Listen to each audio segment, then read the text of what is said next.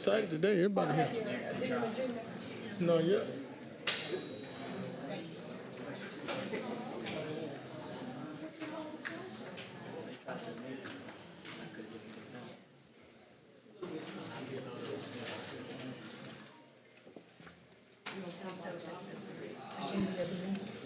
Let me see. I don't have one. I just got one. No,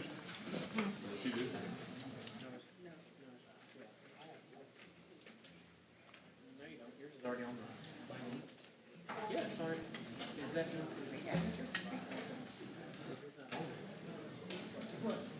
I meant the A. Is that? Oh, no. I also suggested this. But it's okay. Reached out to me.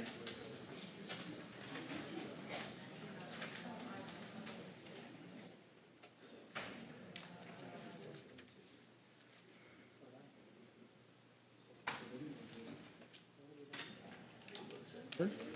Oh, there's no money. They just need a space.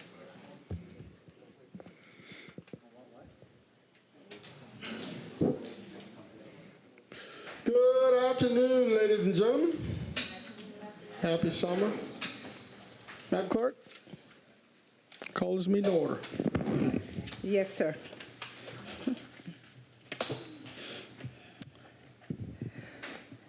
Our invocation for today's meeting will be shared with us by Dr. David H. McKinley, pastor teacher of the Warren Baptist Church, after which we will stand for our Pledge of Allegiance. Please stand. Well, thank you so much for the privilege of being here. And to you, Mr. Mayor, I'm honored to be here with you and the esteemed members of this council.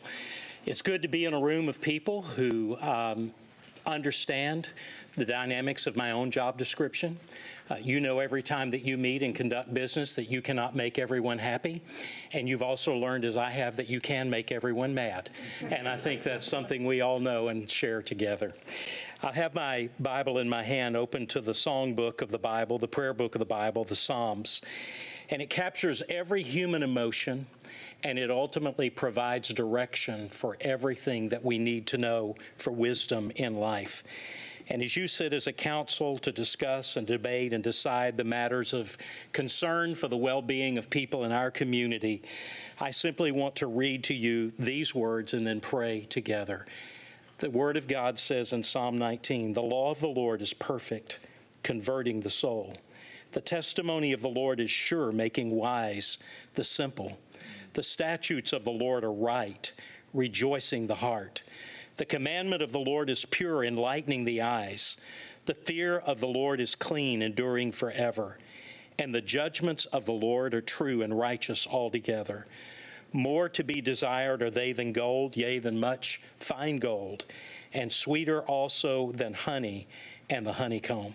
And moreover, by keeping them is your servant warmed, and in keeping them there is great reward." And then it ends with these words, "Let the words of my mouth and the meditations of my heart be acceptable in your sight, O Lord, my strength and my Redeemer." And so, Lord, as we come to gather in this place today, I do pray for the men and women in this room that there would be, oh God, a sense of wisdom that comes from you, your creation, your order, your revelation.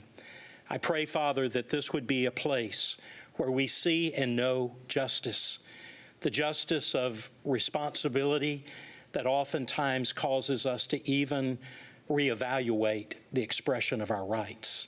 I pray, Lord, that there would be a sense of accountability and not, Lord, a giving in to personal agendas, though we all have them in life. Father, I pray that this would be a place where there is integrity and dependability. I pray, Father, that you would give this council wisdom to know honor and safety and care for this community. I pray that you would give them vision for the well-being of all people in this city. And Lord, I thank you for the privilege of being a citizen in this community and being blessed by so many things that you have given us and allowed us to share together. Father, I pray that as we stand on the eve of this Juneteenth, that, Lord, we would remember the importance of freedom and dignity and civility and care and respect for one another. And Lord, I pray that even as the Lord Jesus was born into a little town in a community and was there and a part of it, that, Father, that the character of Christ, the love of Christ, the compassion of Christ would be seen and known in this community. And Father, I do thank you that you, though you were rich, became poor, that through your poverty we might be made rich. Thank you for your work of grace for us through your death, burial, and resurrection on the cross. And today I make this prayer in the name of my Lord and Savior, Jesus Christ. Amen. Thank you.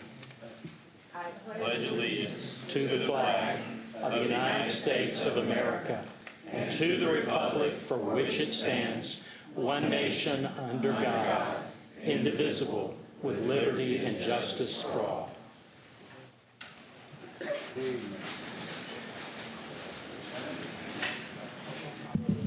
Reverend McKinley, if you could just, yeah.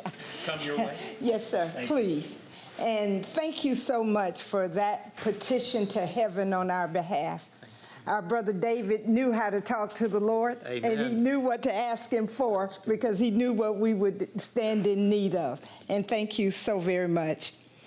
By these presents be it known that Dr. David H. McKinley, pastor teacher, Warren Baptist Church, is the chaplain of the day.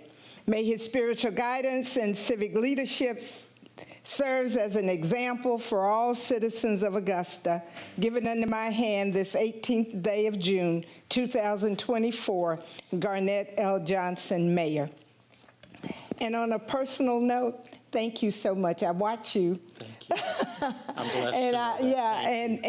and I find you to be just that person that I watch on the television, and even more so in So very person. kind. Yes, May I? thank you. Thank you. Sure. God bless you. God bless Thank you. Thank you so very much. Right. Thank you. Thank you, Mayor.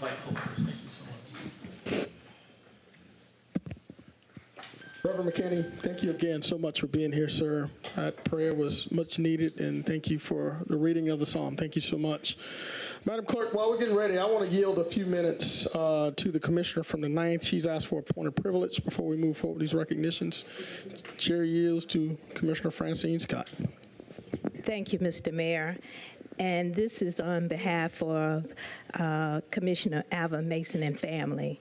On behalf of the Commissioner Mason and family, we send out our deepest gratitude to the Commission, Mayor, staff, and employees of Augusta, Richmond County, who attended the memorial service for my mother, Hazel Sturdivant, or sent cards, texts, flowers, and money gifts.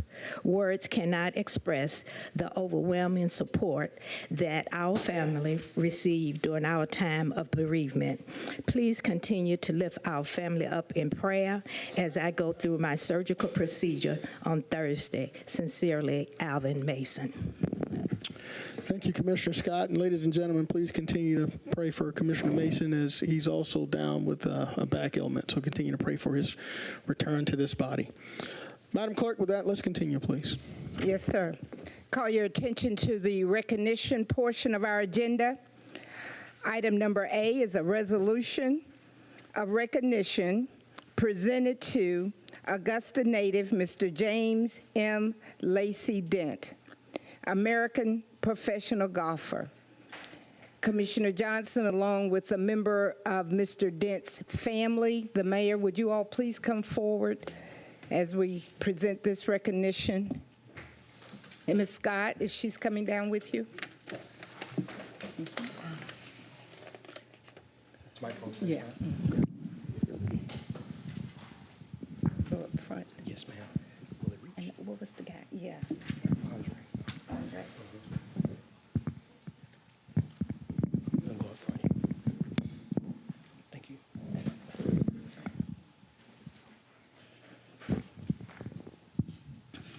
It's reaching.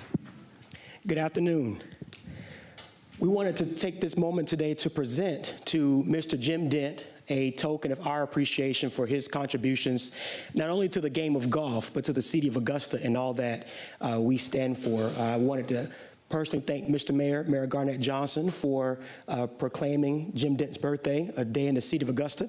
And on behalf of Mayor Johnson and the entire Augusta Commission, we would like to also present a resolution in thanks of Mr. Dent and his contributions to this city. Now, we know that he's somewhere on the beach enjoying his best life. And so his grandson, Andre Lacey, who is also the golf instructor over at Payne College, is going to be accepting this award on his behalf. And we have taken time to really learn about Mr. Dent and his contributions to the game. He's had so many different features on ESPN and other places. And to have someone of this magnitude in Augusta, hanging out in District 1 all the time, I think it is the best for us to make sure that we are reading Mr. Dent into the historical record here in the city of Augusta. So, Mr. Mayor, if I could, I want to read this into the record. It reads, whereas, I don't see how you do this all the time. Let's switch places. Whereas Jim Dent was born in the golf mecca of Augusta, Georgia, he caddied as a young man at Augusta National Golf Club and Augusta Country Club, where he fell in love with the game of golf. He caddied in his first Masters at age 15 and later caddied in the event for the major championship winner, Bob Rosberg, and Masters champion Bobby Golby. And whereas Jim Dent went on to play professionally for nearly 50 years on the PGA Tour and PGA Tour champions, and during his career, he earned 12 Tour Champions victories, an inaugural World Long Drive Championship. He is mainly noted for his success on the Senior PGA Tour, now Champions Tour, where he won 12 tournaments between 1989 and 1998.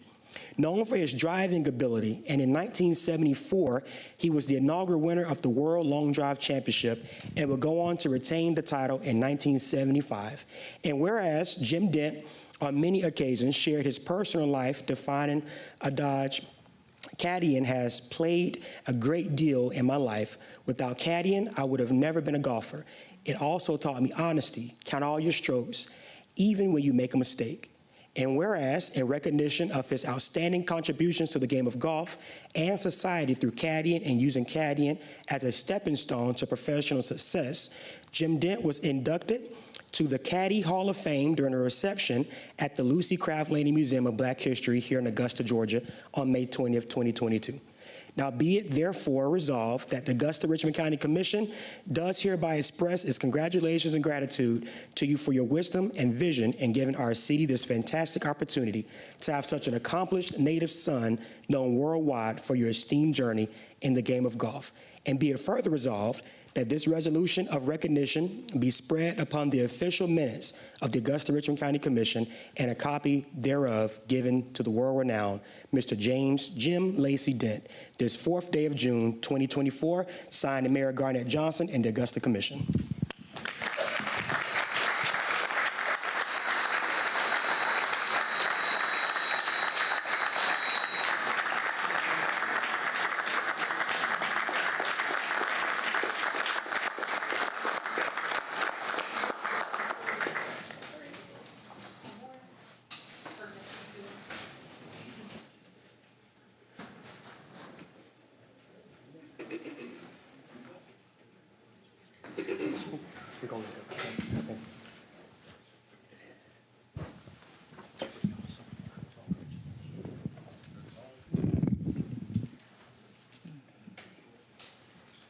Ladies and gentlemen, let's give another round of applause for Mr. Jim Dent.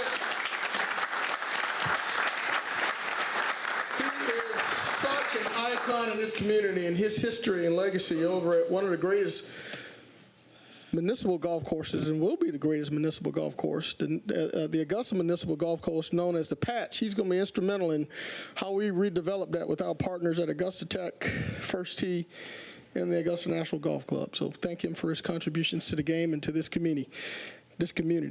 Madam Clerk. Thank you, sir.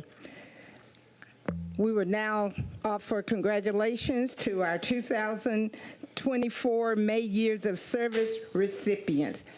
Director Anita Ruckert will make those presentations. Good afternoon, Mayor Johnson, Commissioners, Madam Administrator, and the citizens of Augusta. It gives me esteemed pleasure today to recognize our May Years of Service recipients. For the month of May 2024, we have 26 employees celebrating 5 to 50 years of service here with Augusta. This afternoon, we'd like to recognize our 25 to 50 years of service recipients for the month of May. The total years of service and institutional knowledge being celebrated today is 415 years. Yes. So congratulations to them.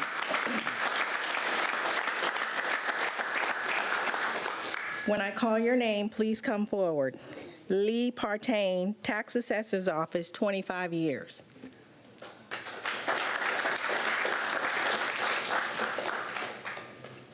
Armando Tutka, Planning and Development, 30 years.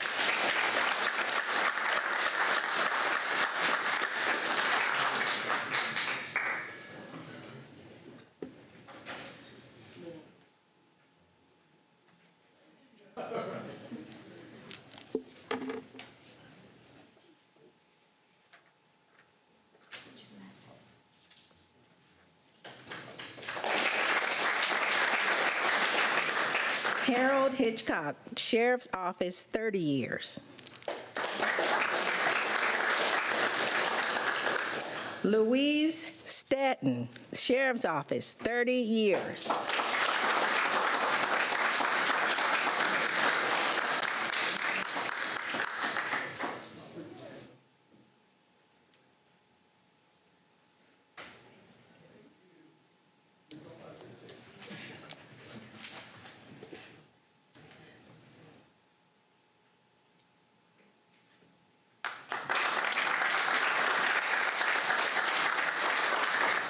Marshall Masters, Planning and Development, 35 years. Gregory Tutt, Engineering, 35 years.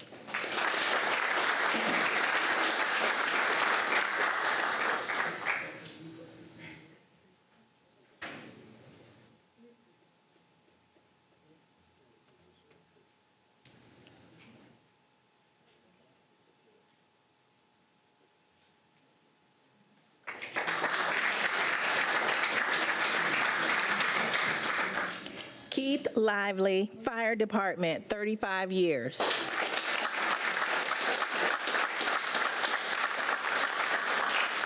I'm sorry, Chief Deputy Lively.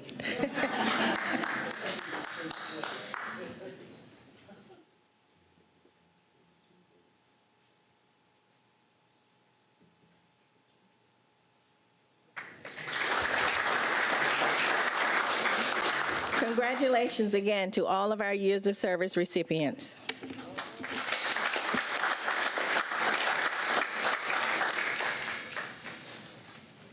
Mr. Mayor, Yes. can we get you to step back down for a moment?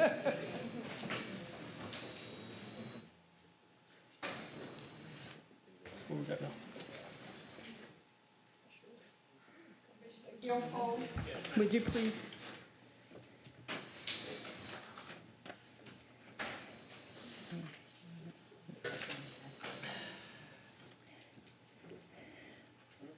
Miss McKnight, I'm sorry, are you, you want to come down? Is she here? Oh, you're there, thank you. I didn't call your name, okay. At this time, we would like to acknowledge the retirement of Lieutenant Paul Johnson. Will you please come forward?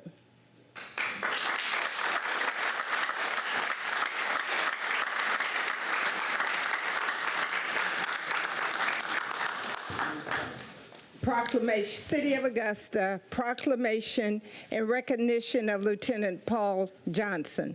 Whereas Lieutenant Paul Johnson commenced his distinguished career in public safety in the Richmond County Sheriff's Office on March 5, 1988. And whereas Lieutenant Johnson served and supervised on the Special Operations, Civil, and Jail Transportation Division, in addition to serving as the North Precinct Zone Commander in the Field Operation Division and member of the Accident Reconstruction Team. And whereas Lieutenant Johnson served as the road deputy during the years of 1988 through 1996 and was promoted to the rank of sergeant in 1996.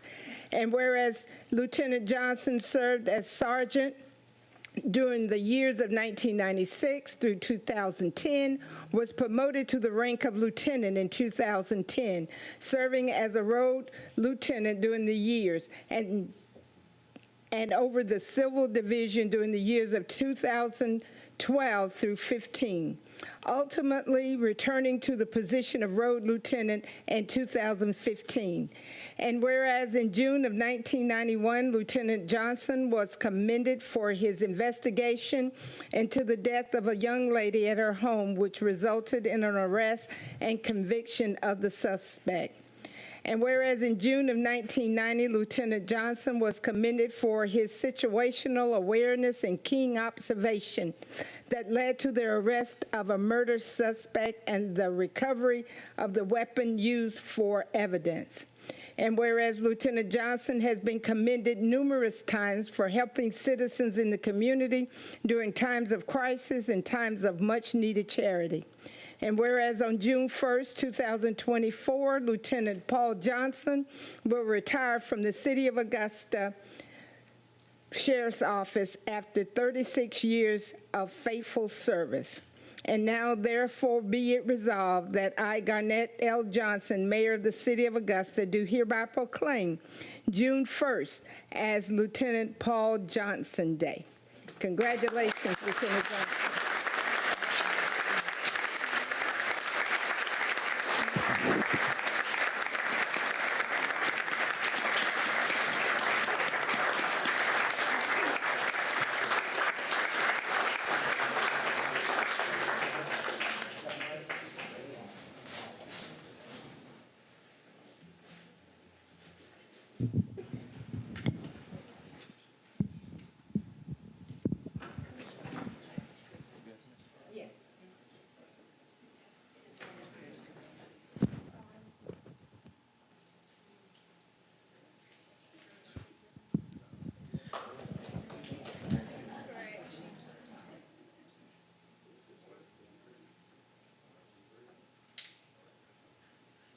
I just want to say a few words. This is my guy in District 7. I'm kind of mad at him. He's leaving 6 months before me, as he told me we were supposed to be a package deal here. But Lieutenant Paul Johnson is one of the most dedicated officers we have in Richmond County. What he does to help people, whether it was going out on the homeless count, whether it was to help people on Washington Road, whether it was the calls that I called or the citizens called, he was there to respond. He is a faithful District 7 resident as well, and we're going to miss him. He is a tremendous asset to the department, and I wish him well in his new endeavor, and excited that he'll still be a reserve. We'll still see him around, but thank you for your service and what you did, especially for District 7 for me for the past 8 years, so thank you. Thank you.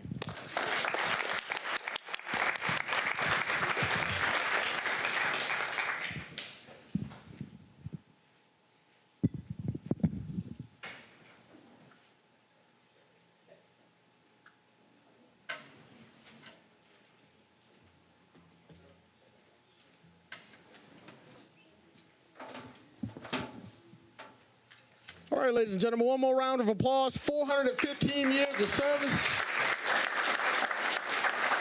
Lieutenant Johnson, one of the greatest assets we have in Augusta is our employees that make this county and this city and this community is what it is. So thank you guys so much for your service, and we certainly appreciate celebrating you. Madam Clerk, does that take us to the delegation portion of our meeting? All right.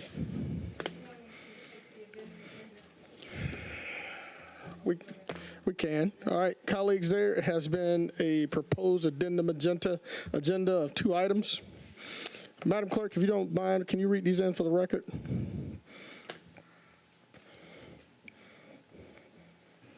We have one, a motion to approve the nomination of Commissioner Francine Scott as the voting delegate for the 2024 National Association of County Officials Annual Conference on behalf of Augusta, Richmond County. Item number 2 is a motion to approve a sponsor agreement with the Georgia Historical Society on behalf of the Augusta Boxing Club.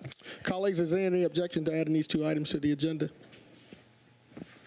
Madam Clerk, seeing or hearing none, both these items are added. Thank you. All right. Call your attention to the delegation portion of our agenda.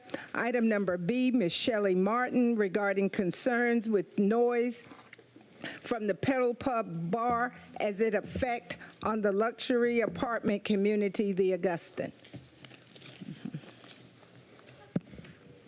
Good afternoon, Ms. Martin. Good afternoon. How are you? If you will, for the record, please state your name and address. And I see you have someone else with you. We'll need the name and address of both of you. Both of you plan to speak, okay? Okay. My name is Shelley Martin, and my address is this personal address or is this business? Personal, 2303 Woodbine Road, Augusta, Georgia, 30904. Okay. I'm Jennifer Thorstead Peoples, 1125 Green Street, Augusta, Georgia. Thank you much. Madam, you have 5 minutes. Okay. I represent ATC Development as the Vice President of Operations, which we are the owner and operator of the new Augustan Apartments located at 1150 Green Street. I'm also one of the owners of the Stovall Barnes House, which is located at 1211 Green Street, that houses 6 short-term rental units for visitors to Augusta.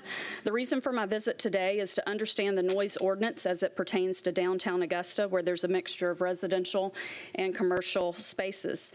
In 2023, the Pedal Pub and Outside Bar and Patio opened their doors at 305 12th Street. They are open from 4 p.m. to midnight Tuesday through Thursday and 4 p.m. to 2 a.m. Friday and Saturday. Each night they feature music on the patio with either a DJ, a live band, or karaoke. And while the bar is inside, the entertainment is all outside with very large speakers that can be heard around the entire block. Also here with me today is the homeowner, Ms. Thorstad, which she can attest to the extremely loud music and voices that come over the speakers almost every night. She's frequently witnessed people in the parking lot outside of the pub drinking from liquor bottles and dancing on top of the cars. We have a few examples to show. If I can find the mouse here. Just a couple of brief visual and audio examples just to give you a sampling of what the citizens are hearing, if this will work. Volume. Do we not have volume? All right. Natasha, there we go. Did it work? All right. Don't have volume. You can. There's no way to adjust the volume. It's muted.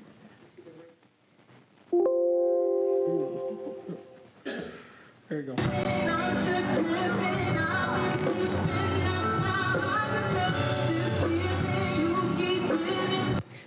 Yeah, sounds pretty good. If we can get What time of day was that? What time? You have timestamp on that? did that particular one have a? It's probably 9 p.m. A little early, but 9 p.m. Yeah, this would be an example of the dancing on the cars. Let's see.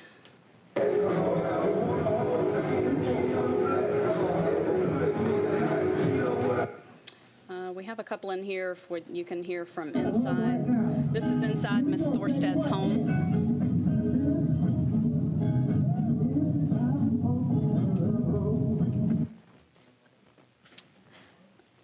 And I believe this one is,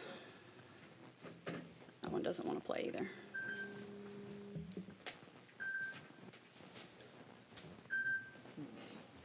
That one's not going to work. Replayed that one. Okay, well, that's to give you an example of what can be heard both inside and outside of these residences.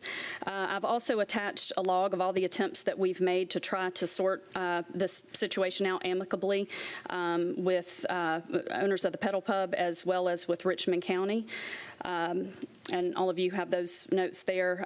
Mr. Mayor and Commissioners, I'm seeking your advice and support on the next steps. I truly want the Pedal Pub to have a fun and safe venue. I want their business to be successful. I was actually very excited when they arrived at their location, thinking Augusta needed a pedal pub here because many of the larger cities have them. I support them. I have made attempts to speak with them in person. and we're just not getting any results. ATC Development has made over a $40 million investment in the Augustan apartments. Just last week, we had a prospect that wanted to move into the Augustan, but they declined based on what she could hear. She walked her dog in the area, and she had friends that lived in the area, so she declined on reserving one of the units with us, and I have her written statement in the notes as well. And the Stovall House is housing guests from all over the world. These rent out for Masters Week, and this is giving them a snapshot of what visiting downtown Augusta is like. Many of the guests are also leaving bad reviews, which those are attached as well. I've been more than willing to work together on a solution so that our investments and our downtown residents do not have to suffer. Jennifer, if you want to make any comments as well. Yeah, about a minute. Okay. I've lived in the house at 1125 for 17 years, and this is the first time we've had a disturbance from that block. We've had 3 other venues, and the difference is this is an outside venue, and it's very loud and disturbing Tuesday through Saturday, which Sunday morning. It disturbs us constantly during the evening hours when we're trying to put our son to bed, when we're having dinner, when we're trying to just have movie night. It's just, and then when we go to bed at night at between 10 and 11 p.m., I can't sleep. I've had to try earplugs and noise machines, and nothing has worked. I had to go to my doctor to get a sleep aid to help me sleep. And this has been going on since November of 2023. And also, I think we mentioned we witnessed some partying and post-partying and pre-partying in the parking lot surrounding my property. There's a parking lot that goes beside my property and behind, and there's lots of folks like to congregate and have parties, and they'll drink alcohol and dance on top of their vehicles and do some fun stuff, but not appropriate stuff. And so we just need some. I'm nervous. I'm sorry. And I know we live in a residential and commercial district, and I understand, but we need to come to some sort of agreement on what the noise level should be and can be that doesn't disturb residents nearby. There are houses at the farther end of 1200 block and the 1100 block that can hear the music as well. I guess that's pretty much it. Yeah, we're just seeking guidance on steps to take from here, because when we've called Richmond County, there's been times that they've told us that they don't respond to noise complaints on businesses, that we needed to speak with commissioners about the matter. There have been times that they have responded. I believe there was one time that they were issued a citation for speakers being outside. We just want to understand, what is allowed with these businesses with outdoor music when you're cohabitating with residents as well. All right, thank you, ma'am. All right, I have a few colleagues in the queue, so don't go far, okay? The chair recognizes Commissioner Bobby Williamson V. Yes, sir. We don't want to get into a back and forth or whatever, but I do see some folks out there with pedal pop shirts on. I'd like to, if we could, give them 2 or 3 minutes to respond. Yes, sir. Is there a representative from Pedal Pub like to come up? All right, madam, come up for the record. You can stay there. You stay right there. We'll let them come down on this other side.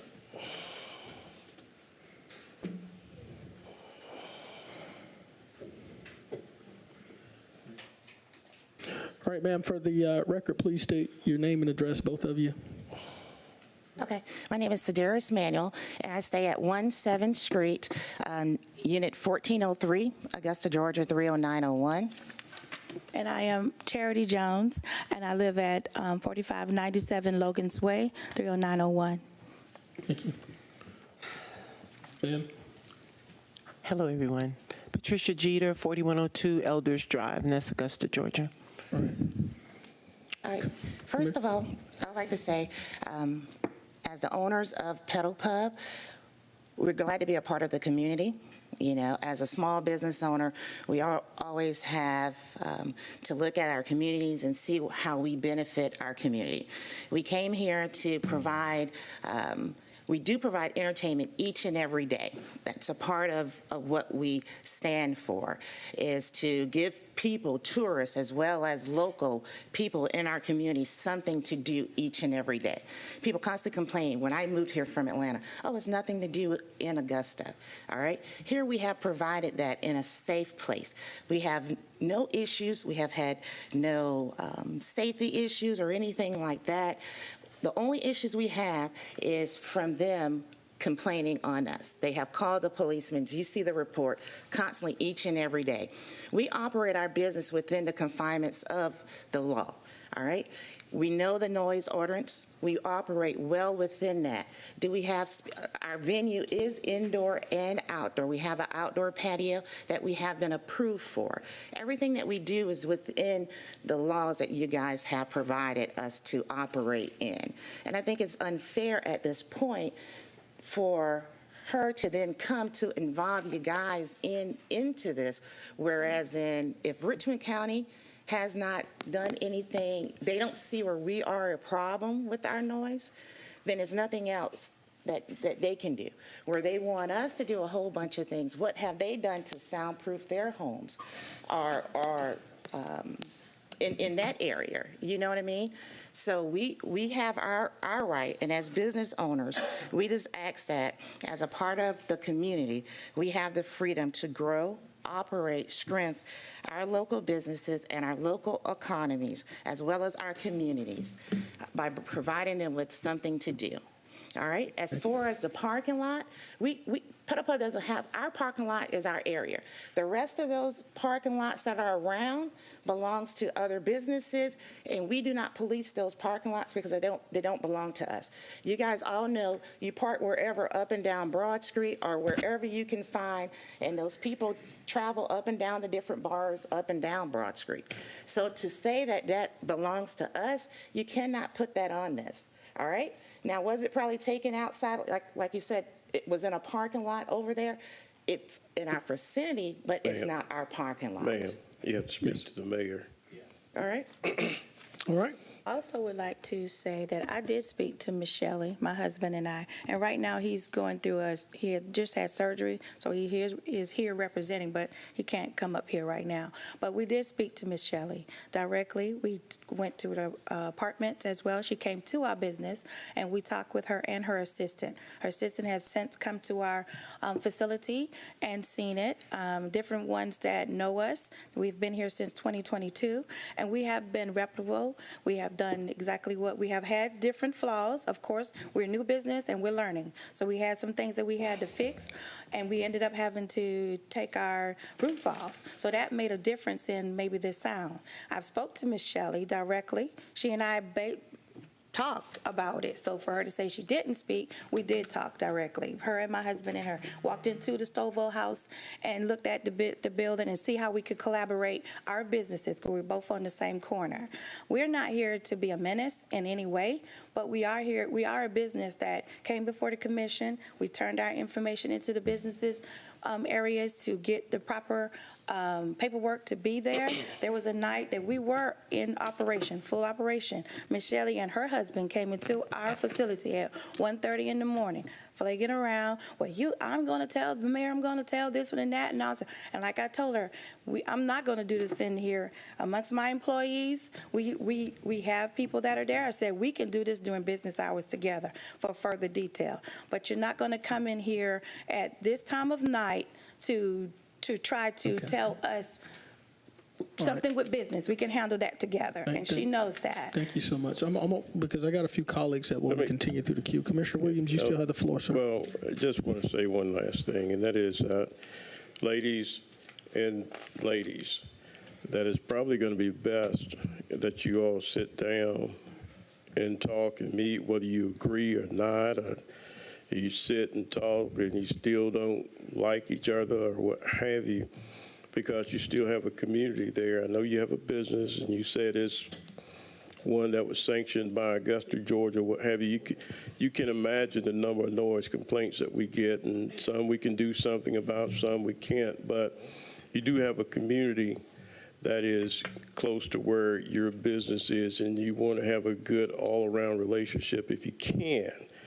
But I would advise you guys to sit down and talk, and like I said, at the end of the meeting, whether you come to an agreement or not, at least you made an attempt to talk. So, okay. Thank you, Commissioner. Chair recognizes Commissioner Sean Frannon from the 7th. Thank you, Mr. Mayor. Can Ms. Delaney come forward, Director Delaney? Just for clarity.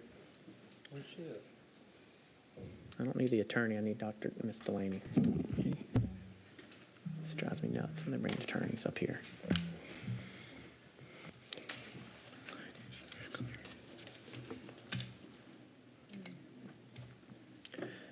Ms. Delaney, based on the noise ordinance, is 11 p.m. to 7 a.m., is that correct, except for Masters Week? Is that correct? Correct.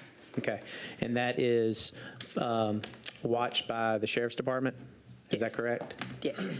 Have you had any conversations with the Sheriff's Department about this issue, or did you know even anything about this issue before today? I have not been made privy to any conversations about this issue before today, but I was downtown and I know what I experienced when I was down there about 1 o'clock in the morning. So I've heard it firsthand, but it went down as soon as, I was 5 steps outside of the restaurant I was at, and then the volume went down. So it was like they were on a clock almost, and they turned it down. Gotcha. Okay. Ms. Administrator, if you could you help facilitate a meeting with the Sheriff's Department and Ms. Delaney's department and the representatives? Because, you can't go past 11 o'clock, and if it's a noise ordinance, it's a noise ordinance. I'm sorry, that's just the way the rules are. But if it's not, then we need to put it to bed too. So can we have a meeting between these individuals to have us at the table, you represent, or whoever, whoever it would be? I could do that too. Yeah, because I just think somebody from the city, but I think the Sheriff's Department needs to be there as well, because if they say we hadn't heard anything, or if they can validate this or not validate this, and then, how do we move forward amicably, because it seems like, thank you. Thank you, Commissioner. Chair recognizes Commissioner Brandon Garrett from the 8th. Actually, I have a question for Ms. Delaney as well. In regards to the outdoor speakers that we heard on the video, is that permissible outside of bars? I don't know when that was done. I will say that sometimes we make a lot of exceptions during a certain week of the year, or a certain week and a half of the year. But as far, this is the first time I'm hearing that it's all the time. So without a timestamp or a date, I can't say whether or not that's normal. But I can say that typically you should not have outdoor speakers going over a certain decibel and things of that nature. So. And what's the distance that you're not allowed to hear it? I know that's been an issue, especially with I know I've received calls about outdoor preachers getting shut down for being outside facilities, and so I think that if we're going to make somebody that's preaching God's word not use a amplified device, I don't see how this is any different. So we have, within our ordinance, we have a restriction of 100 feet for 11 p.m. From 7 a.m. on Sunday through Thursday, and then 12 midnight through 7 a.m. on Saturdays and Sundays, and that's for 100 feet. And then we have another criteria for 300 feet. So, it just depends. We can look into it, but I would love the opportunity to just talk to them and start hopefully there. they'll be able to provide timestamps, because it looks like the videos are from a phone, so Yeah. there will be a timestamp there. Yeah. So, but we'll definitely address it, and we'll look into it and see what the proper, we'll come back with a recommendation and an update. Yeah. Yes. I have, We have one more.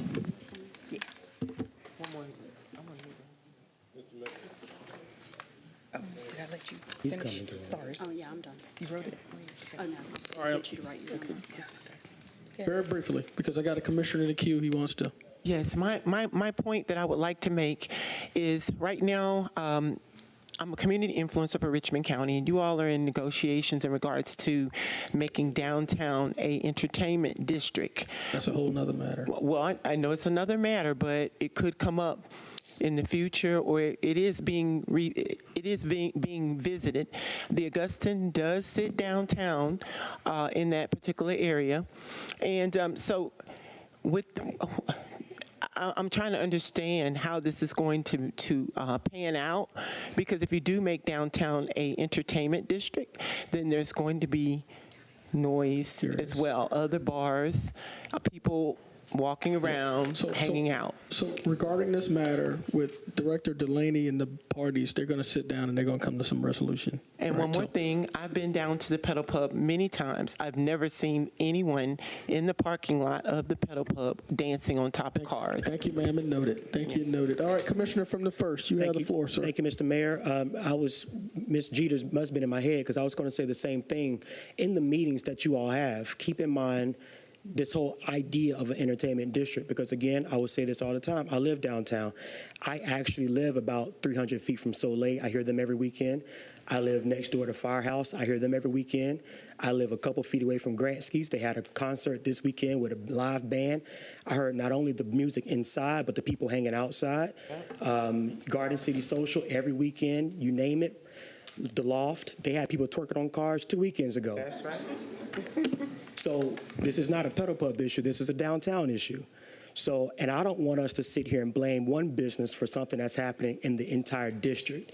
And when I moved into downtown, this is no indictment on you, Ms. Peoples, because we've had conversation.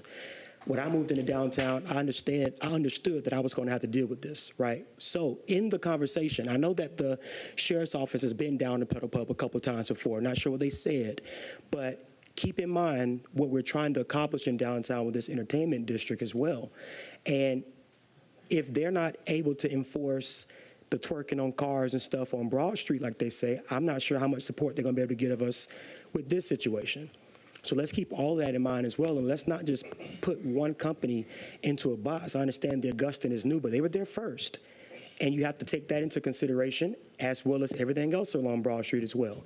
So again, not to get into a debate about it, but when we have those conversations, please weigh everything that's on the table right now, what we're trying to do for downtown, because the zones for that entertainment district will cover where the Augustan is as well. May I speak? Thank you, Mr. Mayor. May I speak quickly? I've lived on Green Street at 1125 for 17 years. Thank you, ma'am. Just wanted to throw that out there. Thank you so much. Director Delaney, can you coordinate with both parties to get a meeting scheduled? I just have one more thing.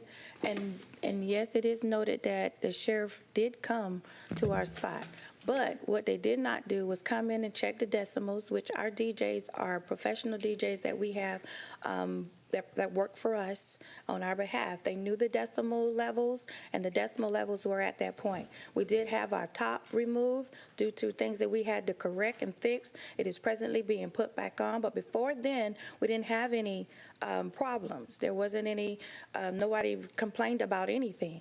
So we are presently working on that because we had to go back and made it right, and we did do that as a company. But we also can say that when the sheriff was sent to us, it was excessive. It was over 10, 12 different police officers came to our business about noise, and they would not walk into the business to check, or we asked them to come in to check it. They wouldn't do that as well. So it's not to say it hasn't been done, but we do know that what is legal and what's not. We do have our people in there that's professional. Thank you, ma'am. So are you in the process of putting the top back on? Yes. Matter of fact, it's almost there. It's there, actually. Okay. It's on. All right. Within the noise. Right now, you will see that it's back. And we talked to Ms. Shelley. I tell her, you have to give us time. We can't go over you guys. So we had to take the time and wait for them to give us whatever. Thank you all so much. paperwork I've we been need. given the signal to wrap up. So Ms. Delaney, Director Delaney will coordinate a meeting. And then Director Delaney, I would ask that you come back before this body just to let us know what the resolution is, because I understand that downtown is important to everybody. We want to make sure everybody's able to have a great time, and also want to respect the privacy of homeowners if we can as well. All right. So thank you, ladies, so much for being here from both parties. And we expect to hear back from Director Laney, and we'll get this resolved. Thank you all so much. All right, Madam Clerk. Thank you. Call your attention to Delegation C, Ms. Yolanda Brooks, regarding constructive evictions relative to federal funded businesses, HUD Housing Authority. Ms. Yolanda Brooks, are you in the house? Ms. Brooks calling twice. No. Ms. Brooks, final call. Madam Clerk, I don't see her present. Let's continue. Okay. That would take us to Delegation D, Mr. Michael Bernard, requesting closure of the 900 block of Broad Street, Augusta Commons side from June 21st, 10 a.m. until 5 p.m. on June 22nd, 2024. Good afternoon, Mr. Bernard. If you will, sir, for the record, please state your name and address. Good afternoon, Mayor and Commission. I'm Michael Bernard. Address is 975 Hurd Avenue, Augusta, Georgia, 30904. And good afternoon. My name is Joseph Wallace, 106 4th Street, 30901, District 1. Yay. All right. Gentlemen, you have 5 minutes. District 1. Good morning, good afternoon, and thank y'all so much for the opportunity. My name is Joseph Wallace again. Good afternoon, commissioners, mayor, and city administrator. I am the press secretary for Augusta Pride, and this is Michael Bernard Jenkins, the current president of Augusta Pride. We, the Pride Board, are requesting your consideration and approval and support to utilize our originally planned space for the upcoming Augusta Pride event this Friday and Saturday. The event has historically taken place on the Commons and the 900 block of Broad Street. Initially, due to the scheduled construction on Broad Street, we were asked to limit the space we normally occupy for our event. However, the construction has not progressed as planned, and the anticipated impact on the area is not as significant as initially projected. Given the current status of construction and to ensure the continued success and growth of our event, we are requesting permission to proceed with our original space of allocation of the 900 block of Broad Street on the common side. The Augusta Pride event has been a significant contributor to the local economy. Last year, our event saw a substantial growth in economic impact, increasing by $700,000 to reach a total of almost over $2 million in economic impact. We anticipate that by allowing us to proceed with our original plans will not only maintain, but also potentially increase the positive economic impact. Augusta Pride is proud to have an outstanding relationship with the commissioners and with the city of Augusta, and we look forward to continuing to support the city of Augusta. And I will now pass it over to Michael Bernard Jenkins.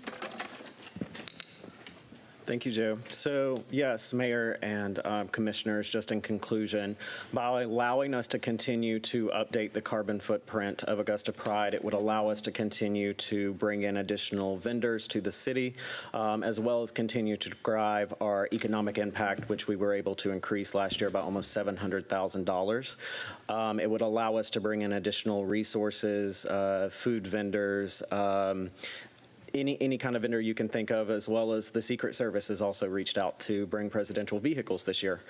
So yes, thank you so much for your support with our organization. Thank you so much for your continued support for the community. And I'm here to answer any questions anyone may have. You got it. We got Commissioner from the 7th, Commissioner Sean Franham. The floor is yours, sir. Thank you, Mr. Mayor. The individuals reached out to me at the end of April about this situation, and I was unable to kind of get any support from Mr. Ushery based on, even though that the traffic wasn't where it was. I mean, the development wasn't where it was if you just spoke. So, but and in my kind of dialogue of with Mr. Ushery, it was just that he didn't want to set precedents with this. So I guess my real question now is, I mean, I just don't see the harm in it, frankly, sitting up here. But could Mr. Ushery just kind of explain if there's even an opportunity? I mean, our last conversation was May 1st. It's June, mid-June. Is there any change in that philosophy?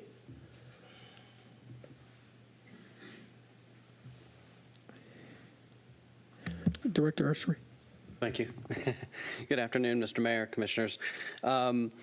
Yes, actually, this, as Commissioner Franham mentioned, just out of an abundance of caution, anybody that has normally used Broad Street for any type of event, whether it be a parade or an event like the Pride Parade, the Pride event, we've told no, just because of the sort of uncertainty with the construction and how it was going to be staged. We have a much better idea of how that's going to work now. This allowing them to use this portion of Broad Street for this weekend should not be an issue. And I wouldn't have even been able to give you that certainty until last Friday when we met with them. So, construction is proceeding actually ahead of schedule. They just chose to start in a different spot than we anticipated. So that's why you haven't seen a whole lot of construction on the downtown portion of Broad Street.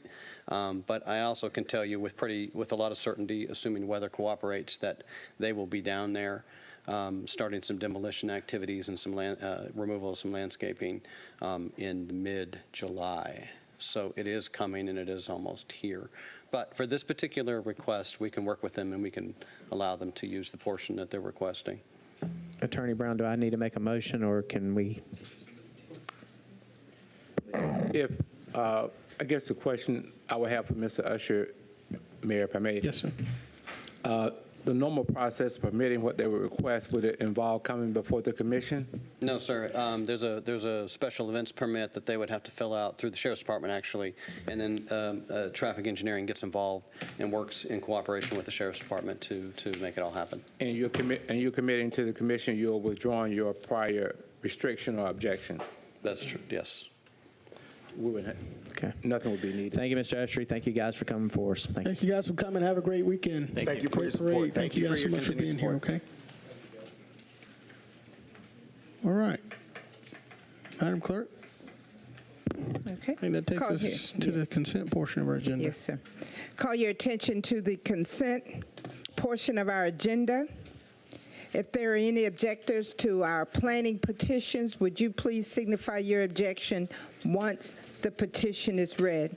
Call your attention to item number 2.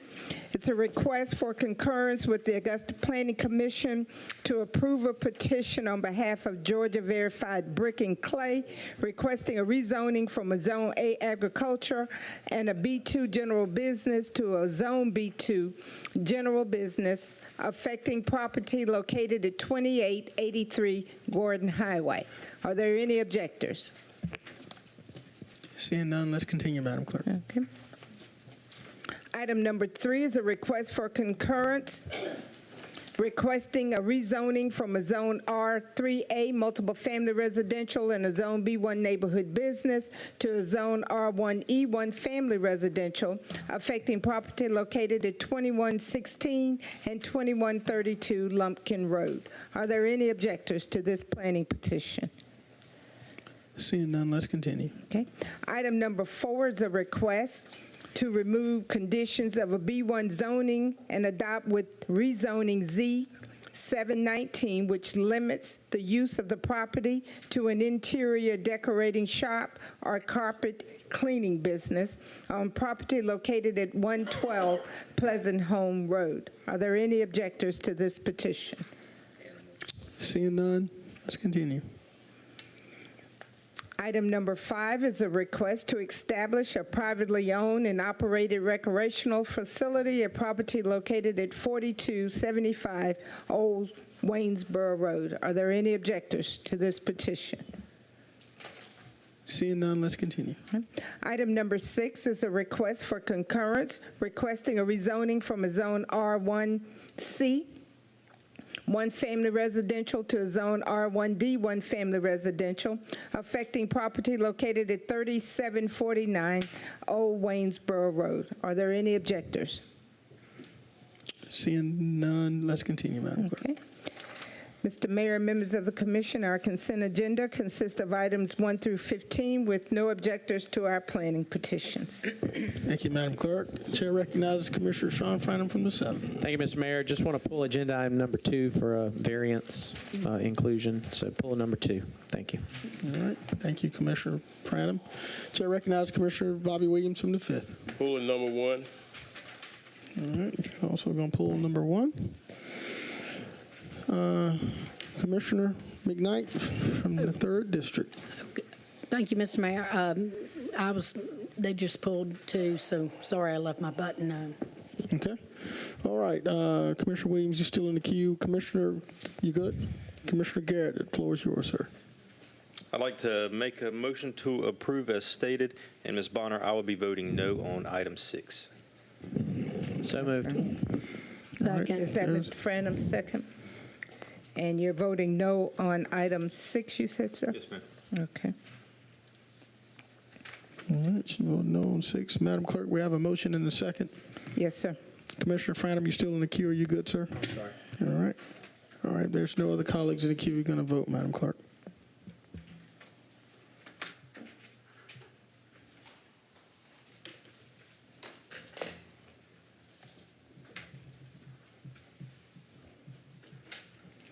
That motion carries with Mr. Brandon Garrett voting no on item 6. All right. Madam Clerk, we're going to go top to bottom. Let's go with number 1. Item number 1 is a final plat, Belmead Landing, a request for concurrence with the Augusta Planning Commission to approve a petition by Bo Slaughter requesting final plat approval for the Belmead Landing, located at 2345 Golden Camp Road. All right. Director Delaney. Well, good afternoon again. So in this particular application, there's 67 lots that are going to be located at 2345 Golden Camp Road.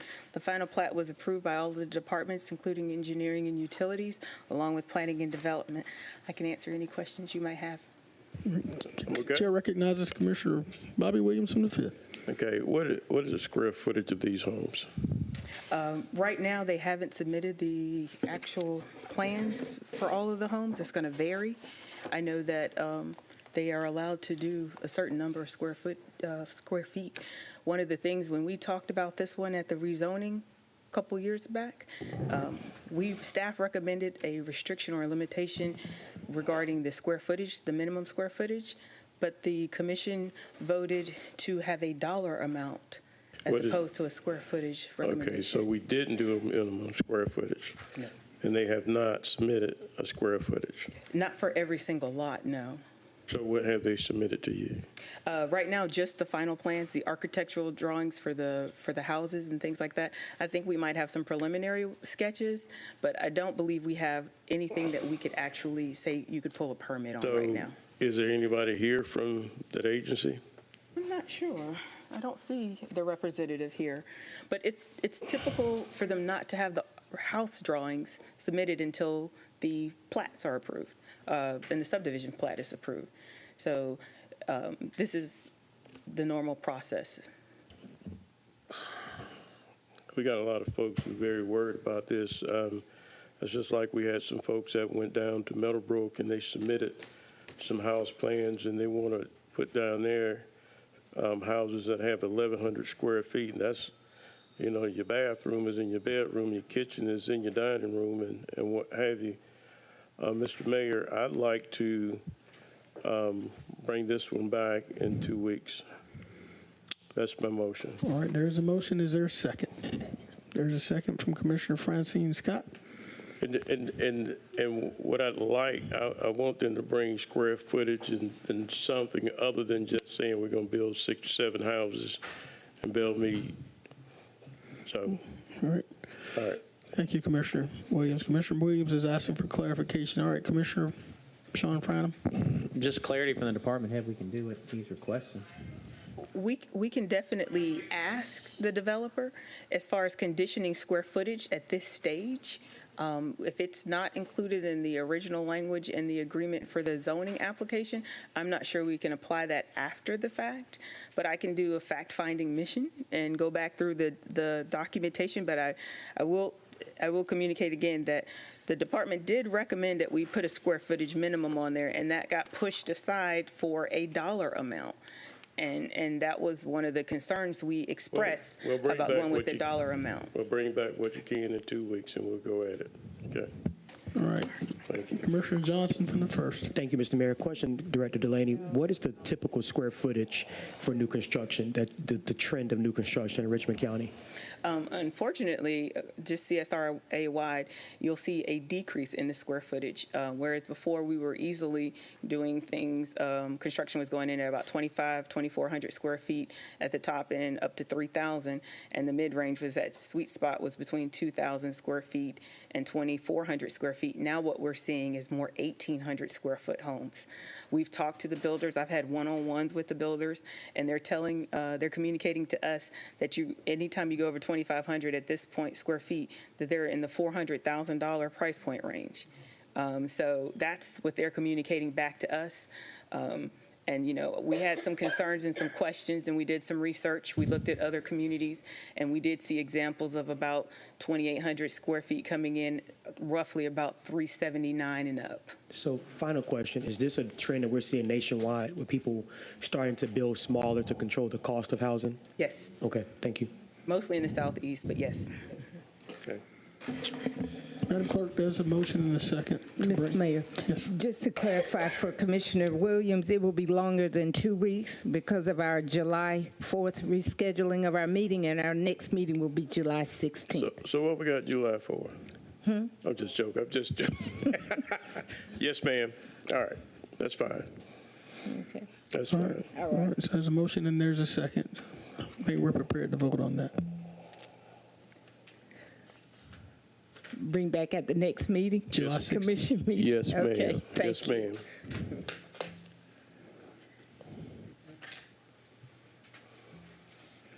That motion carries 8-1, with Mr. Garrett voting no. Thank you, Madam Clerk. Let's continue with item number 2. Item number 2 is a request for concurrence with the Augusta Planning Commission to approve a petition by Darren Meadows on behalf of Augusta Virtufied Brick and Clay Company requesting a rezoning from a Zone A agriculture and a Zone B2 general business to a Zone 2 general business affecting property located at 2883 Gordon Highway. Director Delaney. Right. So in regards to this particular application, one of the things that we requested on behalf of the developer that it be pulled from the agenda. This plan was pre-approved a couple of years ago, about 2.5 years ago, and they didn't go vertical, so they had to come back and do the zoning. In doing that, reaffirming their zoning, what ended up happening is they came up with a different design. They have a different developer at the table, so they wanted to put more buildings in. And in addition to that, that increased the square footage substantially. So this particular project in its totality will probably be close to 1 million square feet under roof. But because this is a unique thing for us, a unique development, one of the challenges we had was how to calculate square footage on data centers. A lot of the times those buildings are not staffed at a level that you would think for 300 square feet. So the reason we asked to have it pulled off the agenda, we talked with the developer, and in the discussion, we determined that based on the zoning ordinance for unspecified uses in the parking, we had the latitude to develop a new methodology for how to calculate the parking. With that being said, we have put forth the concept and the methodology to calculate the office space square foot plus the flex office space square foot and divide that by 300 square feet per gross floor area of office space to equal the required parking. In a nutshell, what we're proposing based on the calculations is a 56 parking spaces per building. If we use the regular ordinance, we'd be well over 1,000 parking spaces based on the number of square feet. That's not a realistic approach. We couldn't find anything that quite fit, and so that's how we developed the methodology. We called several data center counties that have data centers in them, and we worked through their methodologies to see how they calculated this. But this isn't normal, but this is the way we're going in the future, so it was good research, but we're asking, and the developer has agreed to replace condition number 9 with 56 spaces per building and or using the methodology for office space calculation. Motion approved. I'll second. All right, Madam Clerk, there's a motion and second. Seeing no colleagues in the queue, we're prepared to vote.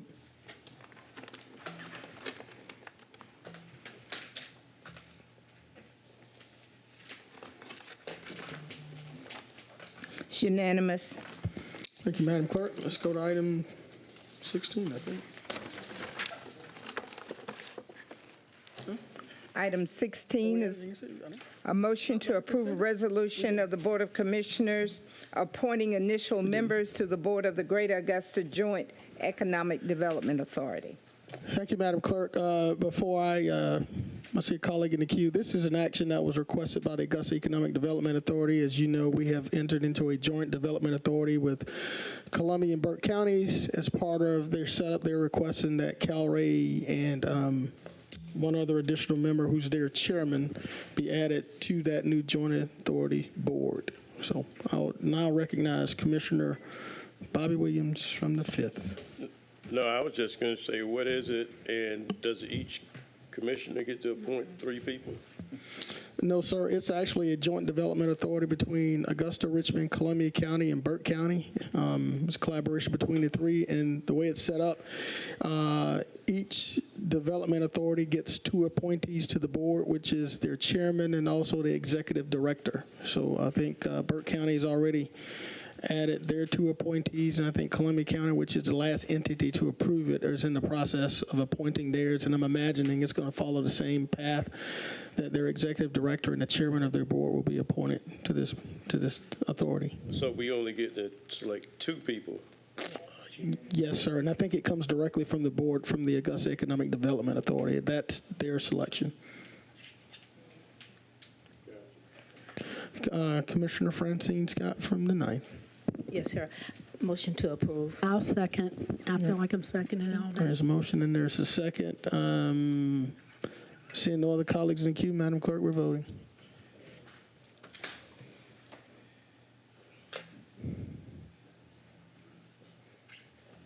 It's unanimous.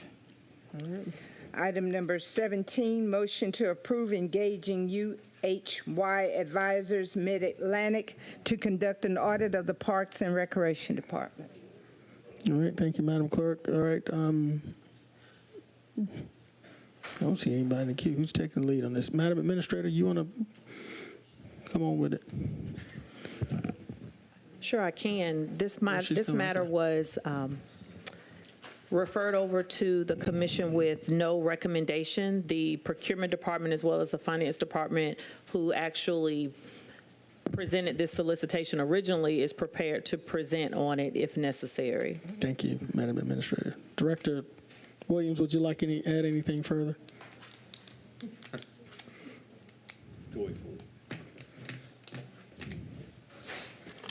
No, sir, I don't think I have anything to add, but I'm available for questions. Thank you so much. Chair recognizes Commissioner from the 7th, Commissioner Sean Franham. Thank you. I don't know if I really say much, but my question is for the attorney.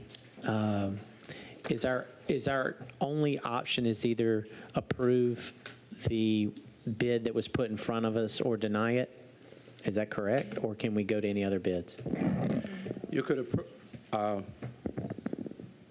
Commissioner Franklin, the board could approve the recommendation of the Finance Department Procurement Evaluation Committee, or they could deny it. In the event of deny it, it will be the end of the procurement. Okay. And today we are voting on the one that was the 71,000. I'm just going to call it because I don't even. Yeah. Yes, sir. Yeah, It was the one that was All right. Make a motion to deny the bid brought before us. Second. All right, there's a motion and a second to deny. I don't see anybody else in the queue, Madam Clerk. We're going to vote on that. I have a question. Well, all right, Commissioner Williams, you want to add something before you vote? Okay, he made a recommendation to deny the bid. So is it that we're going to look at another bid, or are we just denying and clearing this out? Yes, sir. Commissioner Franham, we want to provide clarification? Well, the attorney just said that all we can do is vote it up or down, and then we move on and clear this item. You got it. All right. All right, okay. All right.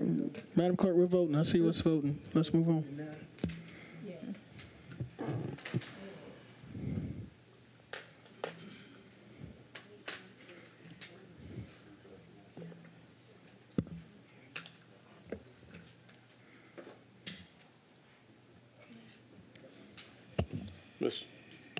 Mr. Mayor. Yes, sir. You have the floor. I'd like to ask. Can I announce the vote? Let the clerk please publish the vote. Go ahead. That motion carries 8-1, with Mr. Johnson voting no. All right. Commissioner Williams, you have the floor, sir. I'm not sure if I need to ask Ms. Williams or Ms. Sams, but this is cleared out, which means that if somebody were to try to bring this back, they would have to do another whole procurement, correct? All right, thank you. All right. Commissioner from the 8th, Commissioner Garrett, you're in the queue. Thank you, Mayor. I'd like to place adding the item to our next full agenda in, I forget the July date. July 16th meeting? Yes, ma'am. to go out for a bid once again on this item. I'll second that. That's not a motion. It's going to be on the agenda. Yep. He's just making a request. Okay. All right. Madam Clerk, you have that. Let's move on to item 18. Item 18 is an update from the administrator staff regarding the proposal from the Best Friends Animal Society. Thank you.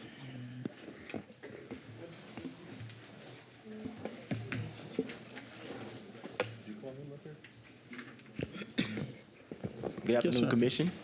Mr. Mayor. Good afternoon, sir. So first off, I want to bring the Commission up to speed.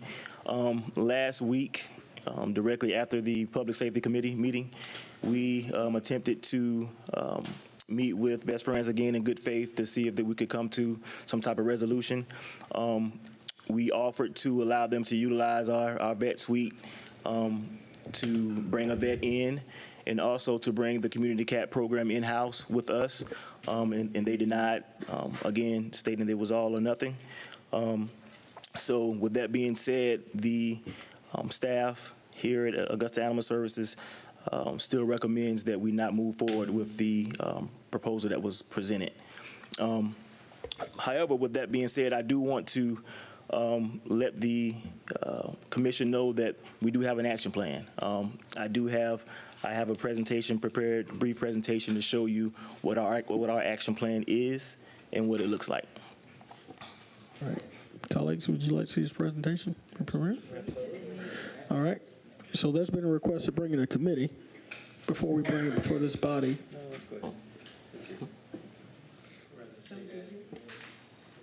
All right, colleagues. How long is your presentation? Is any objection to this presentation being presented today? There's no seeing or hearing none. Proceed with your presentation, sir. Thank you, Mayor. Does it have anything to do with cats? I got 3 or 4 on my porch. Well, it pertains to all animals. Ooh, there's a lot of slides. So, all right, wait a second. Attorney Brown?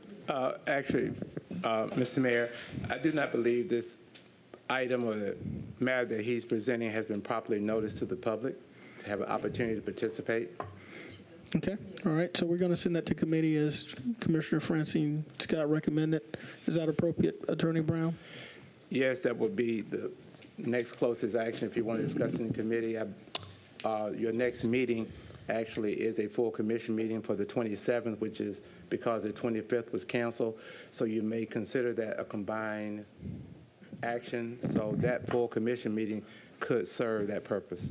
Madam Clerk, is it possible to get this item added to that joint commission meeting? The deadline for that meeting would be the 20th, so yes, sir. All right. So, Director, we're going to add this presentation to that joint commission and committee meeting. I got some colleagues in the queue, so just hang tight. Chair recognizes Commissioner Sean Franham from the 7th. Thank you, Mr. Mayor. I guess my question is it moving to next Thursday, or is it moving to July? No, sir, it'd be Thursday. Next Thursday. Next Okay. Thursday, All yes, right. sir. I look forward to the presentation because, I mean, we sit up here and we have people for and against Best Friends, more for than against, I'll be honest with you. But my concern is that we have to fix our house before we, even if we were to agree to the deal, I don't think our house is in order where it needs to be. And I'm glad to see that there's an action plan that is come to fruition. It's concerning to me to hear some of the comments about, we're only open from 12 to 4 to the public. It's concerning some of the things that have happened in the shelter over the last few weeks from a cat perspective. It's concerning to me that Best Friends had a deal with us, and if we get the chance to hear from them, that would be great today too. But some of the things that I've been told didn't come to fruition from the agreement of 2023 around the vet aspect and the cost, around the mobile spay and neuter clinic. So I say that to say that, like, I think both houses need to be cleaned up and work together to make this happen, because what we currently have is not working, and to be all over the media, the highest kill rate shelter is not something I'm gonna let continue. I mean, there's got to be changes. There's got to be a willingness to bring this community together for this.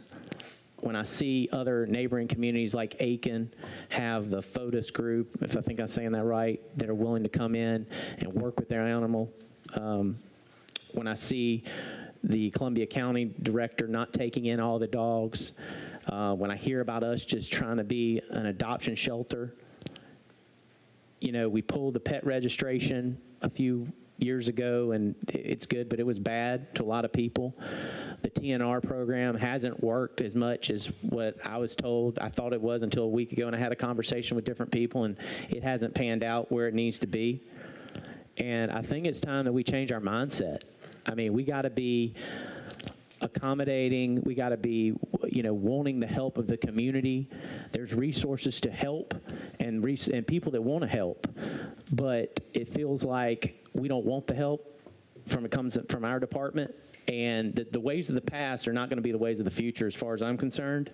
And I'm very concerned about the legalities of the best friends, as stated by the administrator, but I also am very concerned about where we are from a departmental standpoint, because I don't think we're where we need to be. And I think that, I'll be interested to see this, plan, but it can't continue the way we're going down this path. And, we're getting, some of my colleagues are even getting ridiculed about, if you don't vote for best friends, I'm not going to support you. We're going to make sure you don't get re-voted. And that's crazy. Like, we're more civil than that in this community. And I understand the love for animals. I have 2 dogs. I love animals. But, this is a community effort to get this done. But it also starts with us in our departments cleaning our house up to be willing to make this partnership, even if it work. Because right now, even if I was agreed to it, I don't feel very confident in it, because I don't think that our department wants it. So it's like they're going to push them to the side, and it's not going to get where it needs to go anyway. So we need to be making sure that we're cleaning up our house to make this better. And, I heard about the meeting, but I don't think that it was just the 2 groups. There wasn't anybody else in the room, right? It was Augusta Animal Services and Best Friends. And I think, there's just a lot of discourse between rescue groups and the Animal Services Department. It's been happening since I've been on this dais. I mean, that's the fact of the matter. And I just think that we can do better. I think that we need to make sure the administrative staff is in that room the next time. You were present. Yeah, I'm sorry. Okay. Yeah, she was. Okay. Thank you for being there, because, but again, I'm on the fence about best friends just because of some of the things I've heard. They've defended it some to me, and at some point they'll get the chance to defend it of what they've done. But we can't continue down this path, whether it's, scared of best friends taking over, and maybe the department thinks that or not. It's just not working, and we got to do something. So thank you, Mr. Mayor. Thank you, Commissioner Fran. Madam Administrator, I'm going to get you in just a second. I just want to, by show of hands, who's here with best friends animal? Okay, all right. Okay. Best friend is right here. All right, thank you. I will say that we are Wait a minute. Wait a minute. You can't speak out of order. Now, if you want to be the representative of the group, we'll give you a couple of minutes at this mic. If you want to represent and speak for the group, we're welcome to give you a minute. But otherwise, we're going to try to stay in order. Okay. So if you want to designate a speaker to come, we will give you a term. Madam Administrator, the floor is yours right now.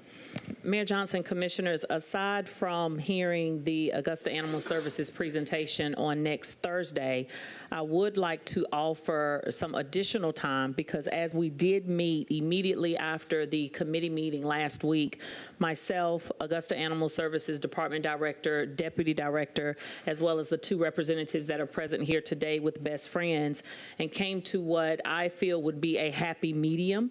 However, because agenda items have a deadline, we were not able to obtain all of the necessary approvals from Augusta side as well as Best Friends side to allow the option to be presented to this body as a option. And so if you could allow us maybe another 30 days from today's date to obtain some additional approvals. We may be able to come back to the table with what everyone seems to be a path forward, which was my expectation when we met originally. But again, with time constraints, we were unable to get there. So that's what I would like to offer to the body today. Thank you, Administrator. Commissioner Garrett, the floor is yours, sir. Well, with what the administrator just suggested to us, I think that is probably the best route forward. So per the administrator's request, we will revisit this in 30 days. Thank you, Commissioner Garrett. Is there still, I'm calling, is there a representative? Second. Is there a representative who want to come up? Seeing none? All right. Commissioner Guilfoyle from the 10th. Mr. Mayor, you know, this Best Friends Animal Society's been before us numerous times, taking time away from their day, from their work, from their family, to try to do the right thing. Here we are at 11th hour, and now we have a new plan in place at the 11th hour as well. We got to, as far as departments, we got to do better. We got to, I don't know how long Mr. Hill's been a director, but he should have seen the writing on the wall. If there's an issue, there's a problem, you fix it, and then you put something in place to keep it from happening again. But I've always looked at it, you know, if somebody's on a sinking boat and they're willing to help you bail out the water, let them grab a bucket. Your department needs a lot of help. When we start, oh no, this ain't what it's about. It's just, I have 4 animals myself, but you know, I would like to try to get something resolved. And I hopefully in your plan, Mr. Hill, that you're going to start encompassing the city of Hetzibah. And I was not aware that the citizens, and I need my colleagues to listen to this, is any citizen within the city limits, including myself, cannot turn in a dog or a cat because it will be refused. And I cannot figure that out for the life of me as being a taxpayer, and probably a good taxpayer out there. So I look forward to hearing this plan, but I would like to hear from the Best Friends Animal Society today since they've been here. Thank you, Commissioner from the 10th. Madam, if you will, please state your name and address for the record. I'm going to give you a few minutes, okay? My name is Gina Burrows. My address is 1823 Mitchell Street, Savannah, Georgia, 31405. Ma'am, you have the floor. Really quickly, I did want to take a moment to acknowledge the community members that took time out of their days to come, you know, support and show their support. So if you were here in favor of the action plan, could you please stand? Please stand up, please. They're talking about that for their proposal. All right. Thank you, ladies and gentlemen, for being here. Appreciate your presence. Continue. Thank you. I appreciate it. One thing that I would like to kind of put forward is I feel as though the offer of support has been presented in several different ways. And a lot of times it kind of falls into folks being concerned about this all or nothing type of approach. I would encourage everyone on the commission to start trying to see this as an action plan rather than, you know, a menu of options. We brought, you know, multiple teams in to try to find the best possible way forward with, you know, support that came directly from like what we saw in our assessment. So this was really more like a treatment plan where you have to kind of bring in different departments to solve different pieces of the problem. And a lot of the programs specifically that are in the offer of support really work best when they can build on one another and, you know, to kind of help streamline functions. So that's why we were encouraging not to try to like piecemeal it out, because really as we start trying to pick it apart, it's going to dilute the efficacy. And again, if this is something that we're trying to invest a lot of time and energy and money into, we would like to see it be as effective as possible. Thank you so much. Just sit tight. Commissioner from the 5th, Commissioner Bobby Williams, the floor is yours. I want to make some comments, but I do think we have at least 2 or 3 people in the audience who are against Best Friends, but if we're going to let them speak, we should let those people who are against this speak. Is there any representatives that will stand up? All right, one of you want to come up and say a couple words for the group? Come on down. We're going to be fair today.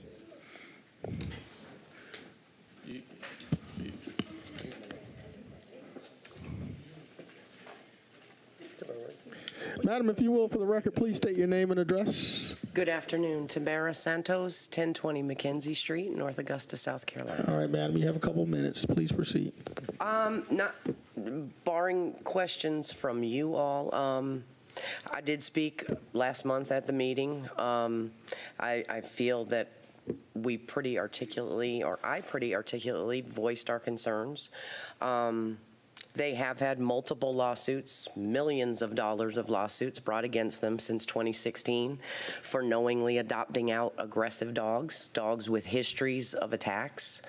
Ultimately, that bill is going to fall on the taxpayers. But beyond the cost to the city, no one is disputing that TNR is a valuable program. As Mr. Hill stated, it was offered to allow them to come into the shelter, use the surgery suite at the shelter for the program. They declined. But in going back and forth with several people online over the last few days, I have narrowed it down to how many cats being spayed and neutered is worth a child being mauled to death.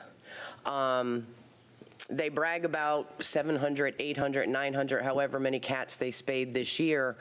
As a mother, as a grandmother, if my child is permanently disfigured or mauled to death by a dog that I later found out was known to have a history of aggression and was still adopted out, those 900 cats aren't going to be a comfort to me as I'm mourning the loss of my child or looking at my child with permanent disfigurements.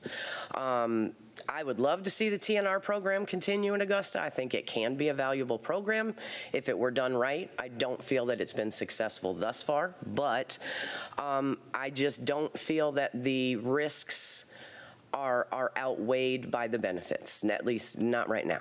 Thank you, ma'am. Commissioner from the 5th, you still have the floor, sir. If there's some additional you need to add. No, thank you for your comments. I wanted to talk to Mr. Hill, if I could, a little bit. Yes, sir. Mr. Hill, you know, you kind of taking a beat or whatever. I just want to give you a minute or so to tell me, you know, about some of the good things you've done at the center. And, you know, you said you don't want this program because of some of the things that they've said is all or nothing or what have you. And my understanding is that you've attempted to negotiate with them to be able to get them into Augusta, Georgia, and, you know, I guess the whole program. Tell us about that a little bit. And the other thing that I'm going to say, and I want to make this statement, they need to stop trying to beat you over the head with HEPSPA because that's not your decision. That's more our decision than your decision. But go ahead, sir. Okay. Thank you. I want to put on record that we are not against help. We accept help. We openly accept help. We get help from our rescue organizations, from transports. I mean, just last year we had over 1,200 animals that were, rescued through the help of local rescues. I think the issue here is that Best Friends. This all or nothing approach is just not what we want and what we want to see. Based on the history and based on our research, and I've actually reached out to an actual, about 2 weeks ago, another director that actually had the embed program, and she said it was like a bad marriage, and they eventually had to end it. She said that her staff was on a daily basis shamed by Best Friends. She said that Best Friends increased their responsibility of what they expected them to do. So those things I take into account when we're talking about an embed program where we expect their staff or their people to come in and pretty much we actually, I guess, co-manage our report to what they want to do. So that is our biggest issue. We have no concern, no problem with them coming in and continuing the TNR program, for one, because it was supposed to be a 3-year pilot program. It hadn't even been a year yet, and they want to put a plug on that. So, yeah, we'll bring it in-house. Bring it in-house. We have no problem with that.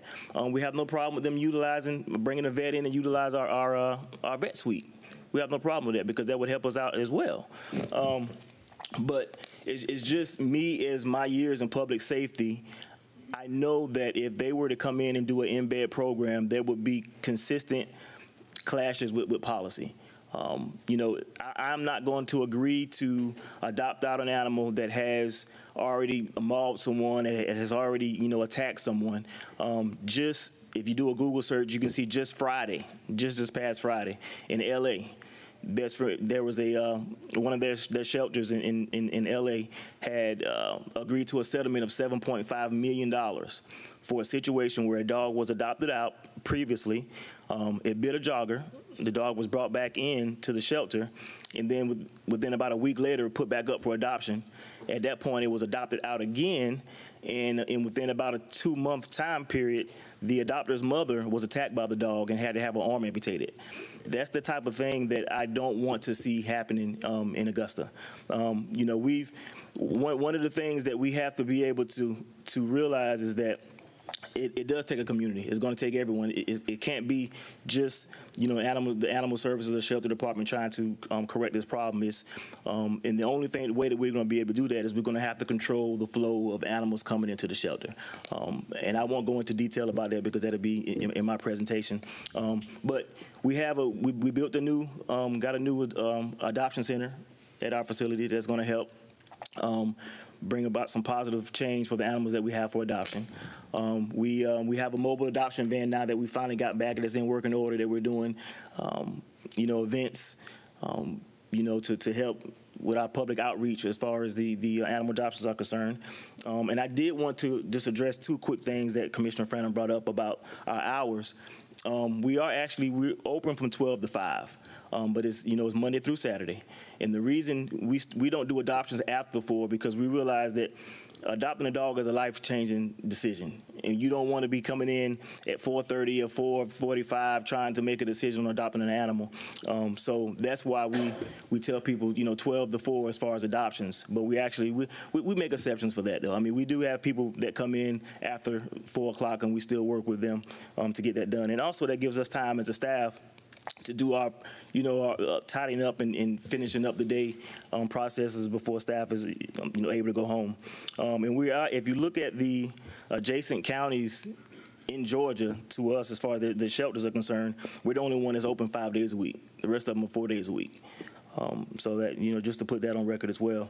And to speak on the kitten situation or the cat situation that was brought up, that was a situation where the kittens went out to fosters, and they got sick and died after they left our shelter.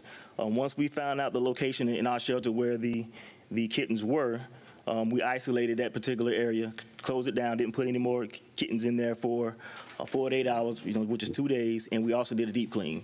So we did not allow any other cats or kittens to go back in that particular area where those cats came from. So my last question too, and I keep hearing this. So why is it that we don't pick up animals out in Hesper, Georgia? That's brought up all the time. I just want him to tell me why, and he can shut it down. But go ahead, sir. Well, that might be more of a legal question, but my understanding is that the city of Hesper had not agreed to assign the SDS, which is why we're not able to go out there. Which is above your pay grade. Exactly. Thank you, sir. All right, thank you. Commissioner Williams, Commissioner Brandon Garrett, you have the floor, sir.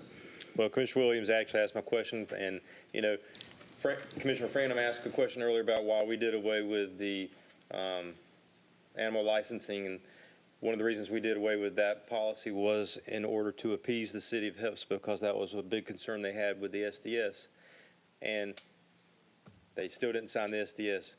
But then again, Hesper still is in Richmond County. They still deserve the services, whether they've signed an agreement that the state has asked for or not. I stand by that comment. I think that it's ridiculous that we won't go pick up deer carcasses from the city limits of Hesper. We won't go pick up animals. There was a recent mauling, as the lady that spoke from North Augusta was afraid of, but that was all, that could have been avoided as well. There are things that we have to work on with this government. There are things that we have to work on within the governments that are within this county. There are groups that are out there that are looking for ways to help, and it seems like for whatever reason, and I'm not just saying it's your department only, no is our first answer. We heard it earlier with the response from a manager in regards to closing a street. I mean, the first inclination was to say no, instead of explain a little better, hey, let's wait and see what we look like closer to the event. We might be able to help out with this, but the answer is always just no first. And, you know, we need to be business friendly. We need to be constituent friendly. And, you know, as we're moving forward, you know, the ways we've always done business has to change. Thank you. Thank you, Commissioner Garrett. Commissioner Stacy Pulliam from the second. Madam, the floor is yours. Thank you so much, Mayor Johnson. I've heard all of my colleagues and the comments that have gone before us. I do want to take a moment to say thank you to Director Hill. On yesterday, as I came to you and I asked you questions, you were very open about what you presented today. And even as we sat in our groups in our budget meeting, you let us know the things that needed to happen at the shelter. So I appreciate that. Some things are above, as my colleague, Commissioner Williams said, above your pay grade. So there are some things that you cannot do, but the fact that you and our administrator have worked to try to get everyone to the table, I truly appreciate that. And so as we come back in 30 days and as you make your presentation, I look forward to seeing that presentation. So thank you. All right, thank you, Commissioner Pulliam. Colleagues, we do have 30 days to come back to discuss this, give them an opportunity to get back to the table. We look forward to seeing your presentation next week. Mr. Mayor. 30 days. Oh, they're going to wait 30 days to see the presentation too? All right, good. All right, okay. All right, Commissioner Johnson? Yes, sir. One question that just came to me. Director Hill, you and I have had a conversation about your Citizens Advisory Council. Each commissioner is responsible for appointing one member to that council, correct?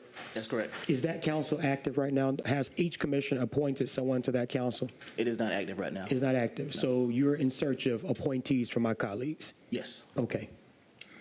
Colleagues, appoint, please, so that we can help Director Hill out instead of hitting him. Let's help him. Okay. Thank you, sir. Ask a question. Ask a question.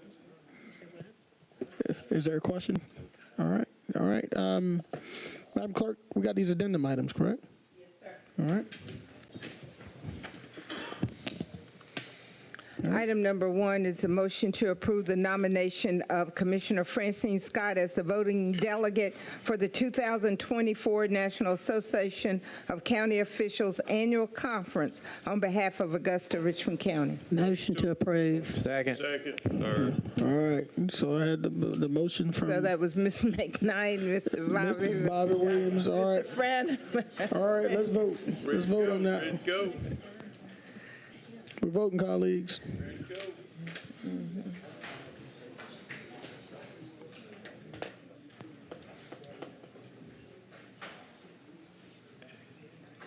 Ladies and gentlemen, thank y'all for being here today.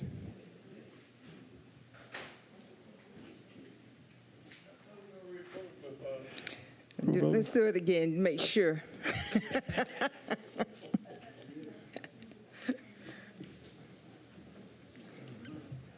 Ms. Pulliam, she's a gone? Okay. That motion carries with Ms. Pulliam out. All right. Thank you, Madam Clerk. One last item. Item number 2 is a motion to approve sponsor agreement with the Georgia Historical Society on behalf of the Augusta Boxing Club. All right. Seeing no call. Well, you got to turn your mic on, sir. Commissioner. Motion to approve it. All right. There's a motion in a second. All right, Commissioner, I'm going to get to you. Okay. Commissioner All right. Williams, you have the floor, sir. You're in. Yeah, it said sponsor. Can we get Commissioner Can I respond? Commissioner Guilfoyle, explain it to us.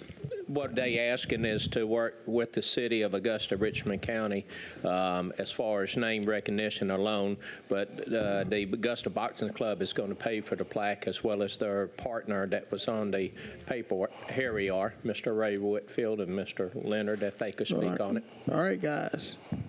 If you will, for the record, state your name, Are we up? stand Okay. and address. Lenny Yes, sir. Pulley, address 775 Chinaberry Court, 30907. All right. Mr. Whitfield. Ray Whitfield, 2201 Glen Court, Augusta, Georgia. All right. I just want to know what our responsibility is. I Believe it or not, nothing. We have put, the Georgia Historical Society has told us, we've been around 50 years. You guys know who we are and what we do to keep these high-risk, violent kids off the street. So the Georgia Historical Society thought we were good candidates to get a historical plaque put out in front for the history of the boxing club. And so that's the paper. I sent everybody, emailed everybody a paper. I don't know if you had a chance to read it yet, but a lot of it you guys already know. And so there's 3 sponsors that'll be on the plaque. One of them will be the Augusta Boxing Club itself. The other will be FPL Foods, who's provided a lot of help to the boxing club over the years. And the third, I thought that would be appropriate, is for the city to be on the plaque as well, because of the relationship the boxing club has had with the city, over numerous years. And so that you would sign a sponsor agreement. I don't know if you have a copy of it. And what happens is the marker will cost $2,400. The boxing club's going to pay for it. And then the upkeep of this plaque. Well, I mean, there's really hardly no upkeep to these plaques. But the Augusta Boxing Club would pay all expenses that would incur on this. And we could, if you guys want, we can sign a separate agreement with the city saying that we will incur the cost. But what the Historical Society does anyway is they bill the boxing club. They won't bill anybody else, any other sponsors. They go to the boxing club and say, here's the charge for this, and then we have to go get it from the sponsors. But we're just going to pay it ourselves. Like I said, it's only $2,400 for the historical marker, and then, of course, the upkeep. Okay. All right, there's been a call for the question. There's been a motion and a second. Am I right, Madam Clerk? I heard that first. Who seconded? You made the motion. I'll second. Thank you. All right, Commissioner Guilford, second. And seeing no colleagues in the queue, let's vote.